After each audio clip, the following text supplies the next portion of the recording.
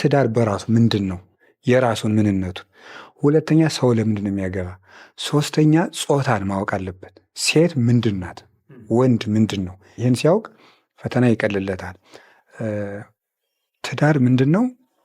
የክርስቶስና ቤተክርስቲያን ምሳሌ፣ የመለኮትና የትስብእት ምሳሌ፣ የራስና የሰውነት ምሳሌ፣ የእነዚህ ሁሉ ምሳሌ ነው። አንድ ሰው ሚስቱን ቢፈታ ወይም አንዲት ሴት ባሏን ብትፈታ መለኮትና ትስብእት ተለያይተዋል ብሎ መካድ ነው ማለት ነው። የዚያ ምሳሌ ስለሆነ ማለት ነው። የመለኮት ገንዘብ ለስጋ ነው፣ የስጋ ገንዘብ ለመለኮት ነው። ይሄ ነው ተዋህዶ ማለት። ብረቱን እሳቱ ስትከተው የእሳቱን ሙቀት ይዞ ራሱ ያቃጥላል፣ መልኩም ቀይ ይሆናል። እሳቱ ደግሞ በብረቱ ልክ ይሆናል። ከዚህ በኋላ ይሄኛው ብረቱ ነው ይሄኛው እሳቱ ነው ብሎ ማሳየታቸው በጋመበት ሰዓት ነው ምሳሌነቱ የሚመቸው እና አይለይም። ከዚህ በኋላ ይሄ መለኮት ይሄ ትስብእት የሚባል ነገር የለም። በተአቅቦ ነው ግን እሳቱ አልገዘፈም፣ ብረቱ ደግሞ አልረቀቀም። በያሉበቱ ነው ግን በተዋህዶ ነው የሚኖር። ነፍሳችን ወደ ስጋ አይገዝፍም፣ ስጋችን ወደ ነፍስ አትረቅም። በተአቅቦ ነው ግን እገሌ መጣ እንላለን እንጂ እነገሌ መጡ አንልም። አንዱ ሰውዬ ነፍስና ስጋ ስላለው ማለት ልክ እንደዚህ የባል ነገር የባል የሆነ ነገሩ ሁሉ የሚስት መሆን አለበት። የሚስት የሆነ ነገር ሁሉ የባል መሆን አለ። ግን ተአቅቦን ሳንረሳ ነው። ለምሳሌ የመለኮት ገንዘብ ምንድን ናቸው? መላእክት ቤተልሔም ላይ ወረዱ። የስጋ ዘመዶች ደግሞ እነማን ናቸው? እረኞች። የስጋ ዘመዶች ለመለኮት ሆነው ሊያመሰግኑ መጡ። አንድ ሆነ ማለት ነው። አሁን እንግዲህ እረኞች የመለኮትም ሆነዋል፣ መላእክትም የስጋም ገንዘብ ሆነዋል። ወደ ትዳር እናምጣው። እንግዲህ የክርስቶስ ምሳሌ አይደል? ባል የግሉ ነገር የለውም፣ ሚስት የግሏ ነገር የላትም። ቅዱስ ዮሐንስ አፈወርቅ እንደውም ምንድን ነው የሚናገረው? ይህንን ሲያብራራ አንተ ሰውዬ ራስህን በምን መጠን እንደምትሰድብ ተመልከት ይላል። ለምሳሌ አንድ ባል ሚስት ያገባል፣ በመኝታ አንድ ሆነው ይዋሃዳሉ። ሚስትም እንደዚሁ። አሁን ይህ ሰውዬ ራሱን ሰጥቶ ጨርሷል።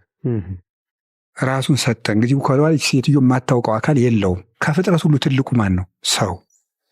ከዛ ገንዘብ ግን የግልህ ብታኖር ራስህን ልብስህን አውልቀህ ሰጥተሃታል። ሳንቲም ግን አሰጣትም። ስለዚህ ሳንቲሙ ከአንተ ይበልጣል ማለት ነው። ያኛው ነው የሚበልጠው። ራስህን አረከስከው። በዚህም አንቺንም እንደዛው ሴቷንም እንደዚህ ነው የሚላል። ራስሽን ከሰጠሽ በኋላ የግል የምትኮሪነበት ነገር ካስቀረሽ ያ ቁስ ወይም የሆነ ነገርሽ ከአንቺ በልጧል ማለት ነው። ራስን ማዋረድ ነው። ጥርጥሩንም ደግሞ ያመጣል። አንቺ ሴት ራሱን ከሰጠሽ በኋላ ሳንቲም አይሰጠኝም ብለሽ ለምን ትጠረጥሪዋለሽ?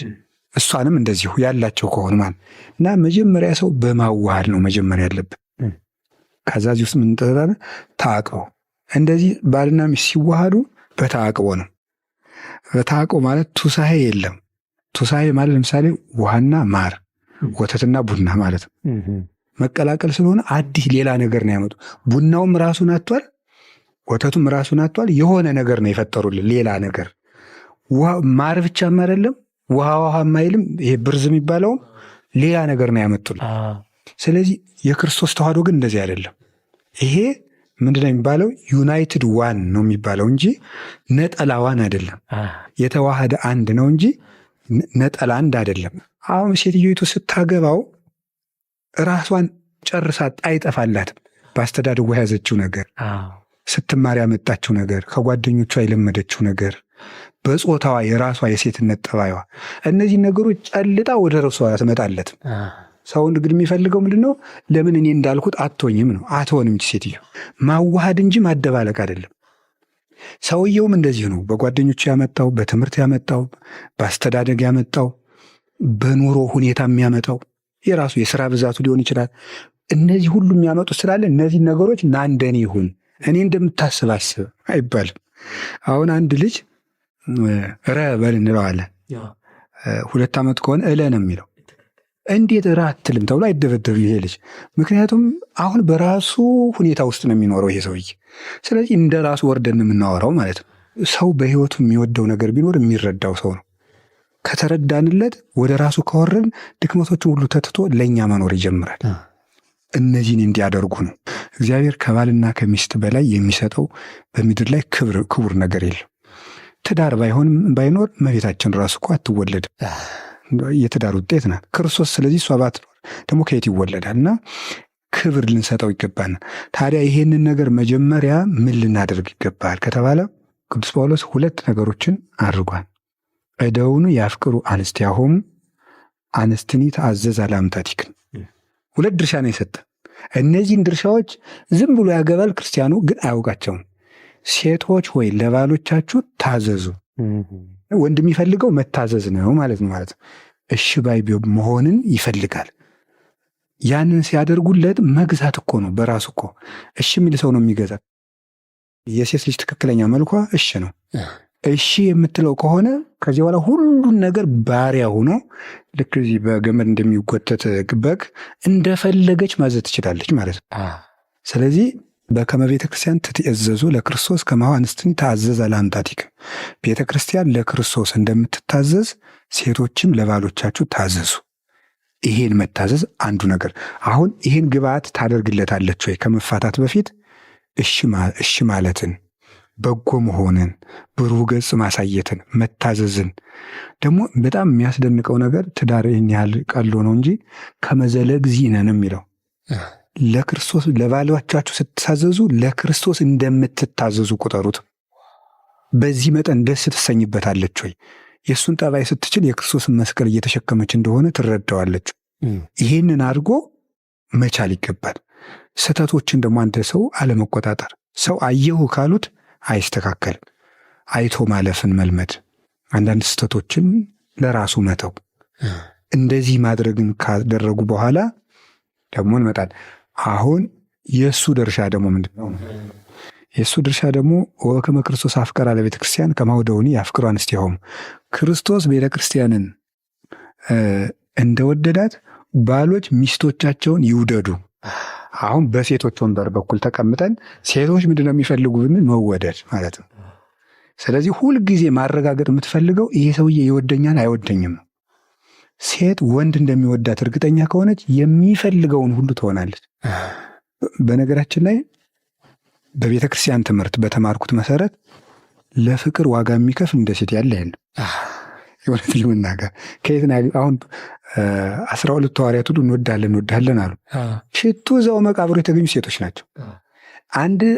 በአንድ አካል እንደሚወደዱና እነሱም እንደሚወዱት እርግጠኛ ከሆኑ ፍርሃት፣ አሁን ሴቶች ፈሪ እንደሆኑ ነው የሚገመተው። በፍጹም ዋጋ ይከፍላሉ። ግን በዚያ ሰው ዘንድ ቦታ እንዳላቸው ግን እርግጠኛ መሆናቸው ግን ጊዜ ፈጅቶ የሚገኝ ነገር ነው። በብዙ ነገር ፈትነው አረጋግጠው ነው ያን የሚያደርጉ። ሰው እንደዚያ ካልሆነ አይወደኝም ብለው ካሰቡ ግን አይጨበጡም።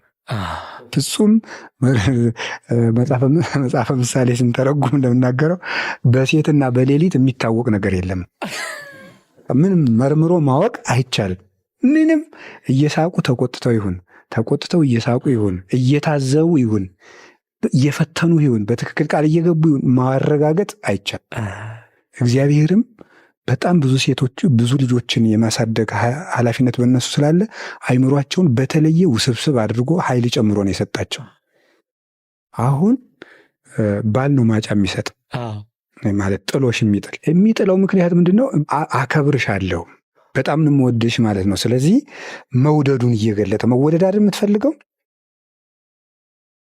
በነገራችን ላይ ስጦታ የሚሰጠው አንድ ሰው ልቤን እሰጥቻለሁ ግን እንዳልሰጥ ለእኔ ያስፈልገኛል ነው እዚህ ውስጥ መቀመጥ አለበት። ስለማልሰጥ ልቤን በዕቃው በኩል ገልጫለሁ ነው ሀሳቡ።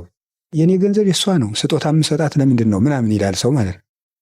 ፍቅሯቸው እንዳላረጀ እንዲገልጽላት ነው የምትፈልገው እንጂ ጠፍቷት ወይም ራሷ ወጪ አድርጋ የሆነ ነገር መግዛት አቅቷት አይደለም። ግን ትዳር ሁልጊዜ ሰርግ አድርገውት የሚኖሩት ያንን። ስለዚህ ሁልጊዜ እንዳያረጅባት ትፈልጋለች። አሁንም ልቡ እንዳለው ነው ወይ ይሄንን ነገር ስለማያደርጉ ነው የሁሉ ችግር የመጣውና አሁን መፋታት የሚለውን እንተውና ይሄንን ያድርጉ የሚለውን ነው የምመክረው።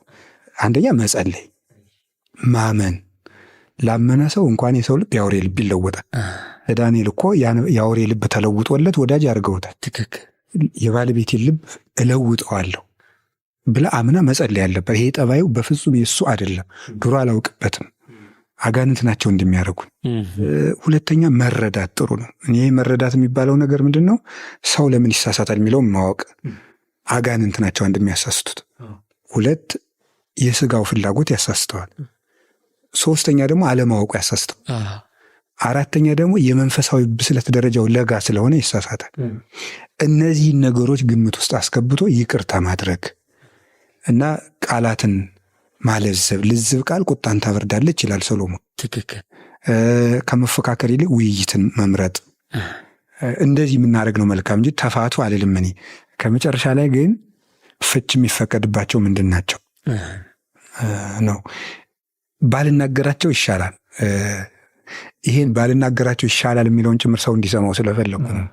ለምንድን ነው እንደዚህ የምልበት ምክንያት ሰው ለበጎ ነገር የሚጠቅም 1000 ተነግሮ የሚያጠፋ አንድ ከተገኘ እሷን በቃ እንደዚህ ከሆነ እያጠጋጋ እንፋታ ነው የሚለው እዚያ በኋላ ሰው ማለት ነው።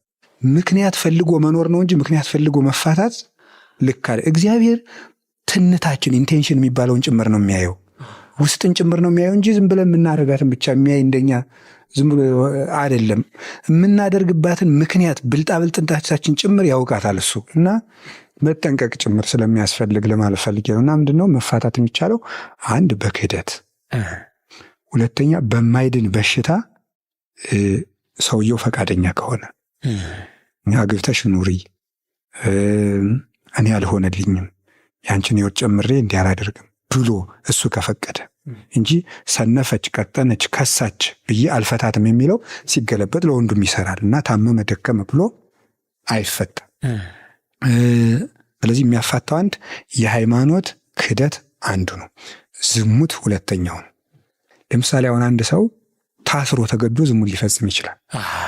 ያንን በዝሙት ስለሚገባ ሚስቴ በላይ እንዲሁኛለሁ ከባሌ በላይ እንዲሁኛለሁ ብለው መፋታት የለባቸው።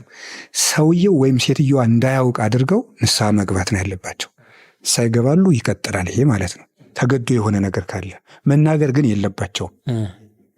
ያ ማለት እየሰረቁ የሚሰሩትን አይደለም፣ በችግር የሆነባቸውን ማለት ነው።